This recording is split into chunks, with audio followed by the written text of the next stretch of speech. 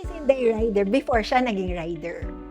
Well, hi guys, this is Arlene Diaz. I'm actually a licensed real estate broker since 2012. So I've been practicing and working in the field of the real estate through construction ng mga townhouses for almost 10 years. Manage the people, mga kasama kong katrabaho dati ay puro lalaki din. Kaya hindi na po ako nanibago, nung nagmotor ako, ay halos lalaki din ang mga nakakasama. Other than that po, property documentation naman. It's because I've been working in the real estate industry for almost more than 10 years.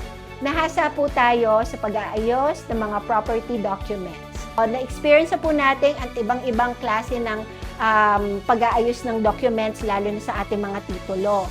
Yung tipo pong nawawala ng mismong Registry of Deeds ang title.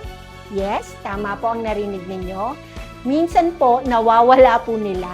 At alam nyo ba, na kahit na nawala nila yan, gastos po yan ng owner. So, it will range around 250 to almost 300,000 just to reconstitute a title. Kasama na rin po dyan yung pag nawala rin ng owner. Pag nawala din yung owner's duplicate title, it will cost you. Ako po mismo, nagre-represent sa court niyan kapag inaayos po namin. We also do services for estate. Kung kunyari po, may namatay po sa isa sa mga nakaregister sa titulo, we process that also. And of course, we do the representation for buying, selling, and transfer of title. So lahat po ng klase ng mga services for property title documentation, we can help you.